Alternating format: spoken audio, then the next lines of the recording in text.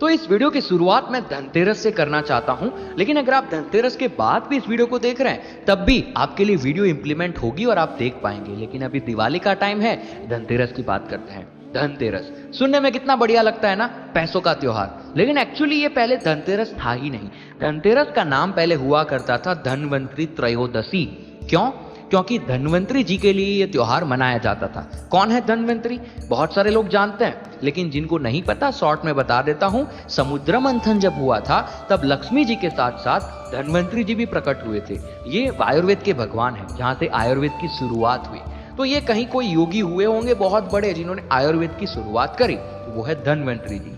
अब हमारे जो पुराने पूर्वज हुआ करते थे, हमारे जो पहले के लोग हुआ करते थे, वो जानते थे कि ये विंटर का जो टाइम होता है ना, तब लोगों की हेल्थ बिगड़ती है। आपने ऑब्जर्व किया, जब विंटर आता है ना तो आप डिप्रेस ज्यादा हो जाते हो, आप इल्यूजन में चले जाते हो, क्रिएटिविटी काम नहीं करती, आलसी हो जाते हो, लेकिन आपकी हेल्थ भी बिगड़ती है। स्किन प्रॉब्लम्स, आपके अंदर फ्लू, फीवर, कोल्ड, ये बहुत सारी बीमारियां होती है। हमारे पहले के लोगों को ये पता था, तो उन्होंने क्या किया, दिवाली के पहले एक चीज ऐड कर दी हमारे कैलेंडर में, जिसका नाम दे दिया धनवंतरी त्रयोदशी। क्योंकि यहाँ पर आयुर्वेद की कुछ ऐसी चीजों का इस्तेमाल किया जाता था जो लोग पीते थे, लोग अप्लाई करते थे अपनी लाइफ में, जिससे ये विंटर में वो सेफ रह सके। तो दिवाली के पहले उन्होंने धनवंतरी त्रयोदशी का त्योहार कैलेंडर में ऐड किया, जिस दिन वो पूजा करते थे और उस पूजा के अंदर इस्तेमाल करते थे पंचामृत। पंचामृत सुन के ये मत समझ लेना कि आपको इसके बारे में सब पता है, क्योंकि इसकी कुछ और ऐसी चीजें हैं जो आप नहीं जानते हैं।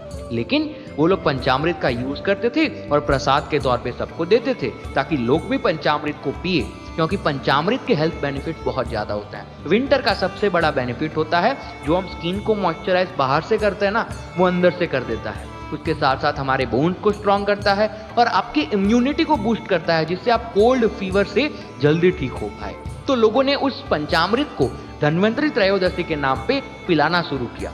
लेकिन आगे चलते चलते धनवंतरी त्रयोदशी जो दो वर्ड्स थे वो एक वर्ड बन गया। धनवंतरी का धन, त्रयोदशी का तेरस हो गया, तो ये हो गया धनतेरस। अब जो इसका रीजन था वो पीछे छूट गया, बस नाम आगे चला गया। अब लोगों ने आगे नाम देखा, लोगों को लगा ये पैसों का त्योहार है, तो ये धनतेरस पैसों का बन गया, और फिर लोगों ने लक्ष्मी पूजन उस दिन शुरू कर दिया। लेकिन एक्चुअली ये होता है धनवंतरी जी। लेकिन अब दोनों मिक्स हो ही चुके हैं, तो हम भी क्यों इसको अलग करने की कोशिश करें। हम लक्ष्मी जी की भी पूजा करेंगे और उसी के साथ अगर हम धनवंतरी जी की भी पूजा मिक्स कर दे तो क्या दिक्कत है, कोई प्रॉब्लम नहीं है। तो अब सबसे पहले मैं बात करता हूं हेल्थ की, क्योंकि अगर ये नहीं होगी, शरीर नहीं होगा, तो पैसों का क्या करोगे। तो जब भी हेल्थ की बात करते हैं, आयुर्वेद की बात करते हैं, हमने पंचामृत का नाम लिया। पंचामृत आप जानते हैं, व्हाइट कलर का दूध जैसा होता है, जिसे पूजा वगैरह में पिलाया जाता है। आप ऐसे करके ऐसे कर देते हो, बहुत सारे लोग जानते होंगे। लेकिन आप ये नहीं जानते कि पंचामृत भी 3 प्रकार के होते हैं। सबसे पहला होता है पंचामृत, जिसके अंदर 5 चीजें होती है, गाय का दूध, घी, कर्ड, हनी और शुगर। अब एक और चीज होती है चरणामृत, जिसके अंदर नॉर्मल पानी होता है, जिससे भगवान का अभिषेक किया जाता होगा। आप देखते हो काफी सारे कृष्ण भगवान के मंदिर में वो मीठा सा पानी देते हैं, उसे कहते हैं चरणामृत। दूध का भी जो हम पीते हैं ना, उसे भी चरणामृत कह सकते हो अगर उसमें पानी ऐड कर दिया जाए। तो चरणामृत और पंचामृत ऑलमोस्ट सिमिलर है। लेकिन एक और होता है, देखो हमारे पहले के लोग कितने स्मार्ट थे, उन्होंने हमारे शरीर की तो रक्षा करने के लिए ये चीज हमें दी, लेकिन पेड़ पौधों की रक्षा के लिए भी उन्होंने एक और चीज दी, जिसका नाम है पंचगाव्य। पंचगाव्य के अंदर क्या होता है, जो पंचामृत के अंदर चीजें थी ना, वो सेम होती है, बस 2 चीजें जो गाय से नहीं मिलती उसे हटा देते हैं। यानी पंचगाव्य के अंदर होता है दूध, दही, घी, गोबर और काऊ का यूरिन, काऊ का पेशाब। इन 5 चीजों को मिक्स करके प्लांट्स को खाद के तौर पे दिया जाता था। हम भी उसको मेडिसिन की तरह यूज कर सकते हैं, लेकिन ये मेनली खाद के लिए यूज किया जाता था। तो प्लांट्स की भी हेल्थ विंटर में ठीक की जाती है। आप देखो प्लांट्स कोई ग्रो नहीं करता विंटर में, क्योंकि वो ठीक से ग्रो नहीं हो पाते, क्योंकि वो भी हमारी तरह है, उनका भी लाइफ प्रोसेस है। तो उनकी भी हेल्थ हमारे कल्चर में आयुर्वेद देखता है, क्योंकि वहीं से आयुर्वेद आता है और उसी को फिर से हमें देना पड़ता है। तो ये दोनों चीजें, तो ये है पंचामृत, पंचगाव्य और चरणामृत। अब हम क्या करते हैं, पंचामृत का इस्तेमाल करते हैं और लक्ष्मी जी यानी जो पैसा होता है, जो धन होता है, जो वेल्थ है, उसका भी इस्तेमाल करके दोनों की पूजा करते हैं। अब वेल्थ में इतने सालों से पूजा हो रही है, पहले के जितने कॉइन्स हुआ करते थे ना, ये एक तरीका था जिससे कॉइन्स को भी कलेक्ट किया जाता था। तो पहले के टाइम से जितने कॉइन्स है ना, उसके अंदर पहले के सारे कॉइन्स वगैरह है, उन कॉइन्स को हम इकट्ठा करते हैं, हर साल एक एक कॉइन अंदर ऐड करते हैं और हर साल उसकी पूजा करते हैं पंचामृत का इस्तेमाल करके। देख लेते हैं, चलिए आ जाओ। अब मैं आपको वो प्रोसेस बताने जा रहा हूं जो आप धनवंतरी जी और लक्ष्मी जी दोनों के लिए एक साथ कर सकते हैं। तो अब आप मेरी बात ध्यान से सुनना। ये एक ऐसा प्रोसेस है जो हमारे घर में बहुत पहले से किया आ रहा है और काफी सारे और लोग भी कर रहे होंगे, लेकिन जो सिटीज में चले गए हैं उन्हें ये सारे प्रोसेस नहीं पता। तो हम आज हेल्थ और वेल्थ दोनों को एक साथ देखेंगे। कोई टोटका नहीं, कोई ऊपर की बातें नहीं, बहुत सिंपल में। सबसे पहले हमें पंचामृत बनाना होगा। तो जब आप पंचामृत बनाते हो तो आपको चाहिए 5 चीजें: गाय का दूध, दही, हनी, शुगर और घी। और अगर आप चाहते हैं तो आप इसके अंदर तुलसी डाल सकते हैं, जो कि मैंने पहले से डाली हुई है। तो आपको क्या करना है, आपके स्वाद के अनुसार, है ना, ये तो हेल्थ के लिए दवाई है, तो आप थोड़ी सी उसके अंदर शुगर ऐड करेंगे। उसके अंदर फिर हम थोड़ा सा दही ऐड करेंगे,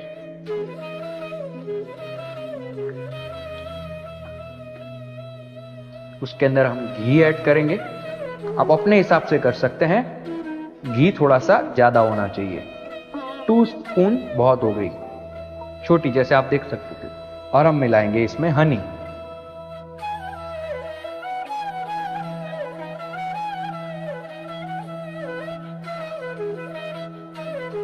तो ये जो बन गया, ये हमारा पंचामृत बन गया।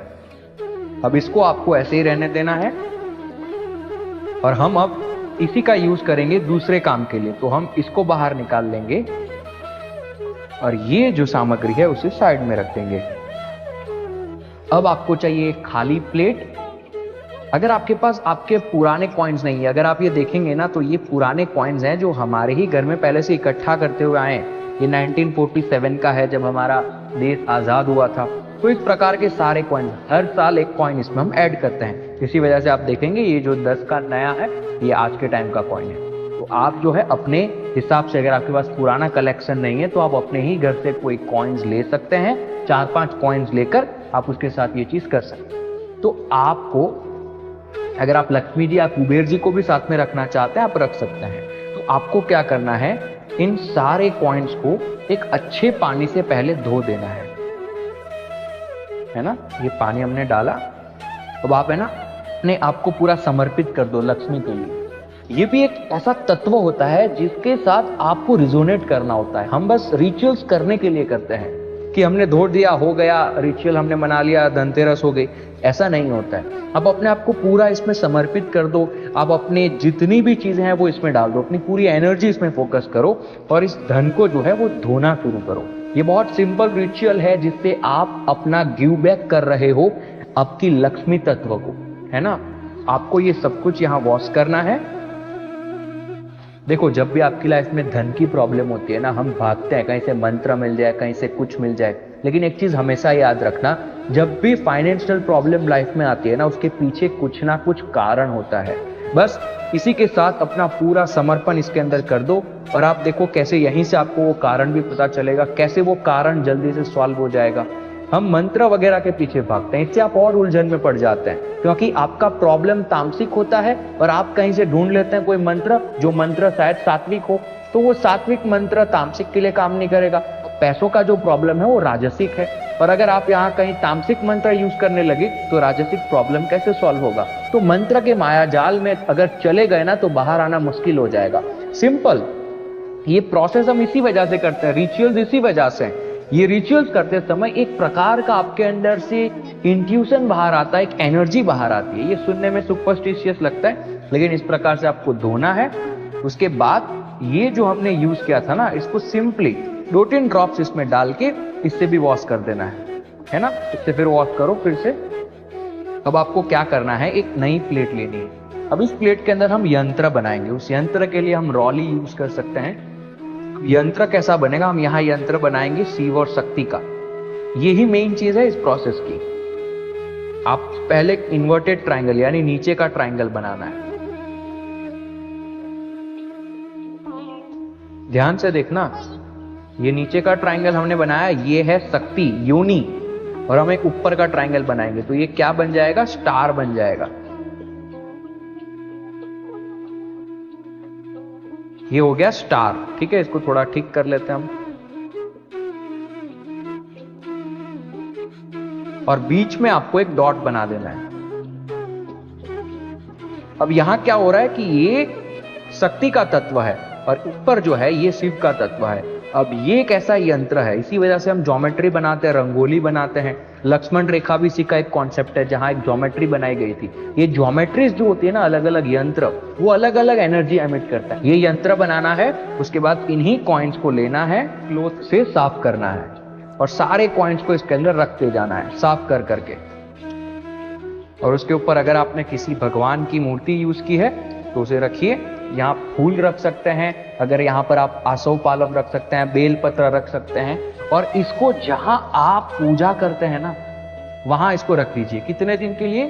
7 दिन के लिए, है ना। बस इस चीज को वहां रखिए और फुल रिस्पेक्ट दीजिए इस चीज को, कंप्लीट रिस्पेक्ट। और धन्वंतरी जी का जो आखिरी में हेल्थ की बात आती है, तो इस पंचामृत को पी लीजिए प्रसाद के तौर पे। ये बहुत हेल्दी होता है और ये आपके शरीर में बहुत सारे बेनिफिट्स दे सकता है। बहुत सिंपल प्रोसेस। इस प्रकार से आप धन्वंतरी और लक्ष्मी जी दोनों की पूजा कर सकते हैं। 7 दिन हो जाए, फिर ये जो पैसा आपने यूज किया है ना, इसको अपने खर्च के लिए यूज नहीं करना है। इसको आप एक सेफ जगह रख सकते हैं। इन सबको उठा लीजिए, यहाँ से व्हाइट कलर के क्लोथ में रख दीजिए या किसी डब्बी में रख दीजिए और उसको आपके पूजा स्थान में ही रहने दें। अगले साल फिर उसी को ऐड करें, उसी में एक कॉइन और अपना नया ऐड करके ये सेम प्रोसेस आप हर साल कर सकते हैं धन्वंतरी त्रयोदशी के दौरान। बस गिव एवरीथिंग टू दिस। अपने आप को पूरा समर्पित कर दो कि अब सब कुछ आपके हाथ में है। And see how things work. I hope आपको समझ आ चुका है।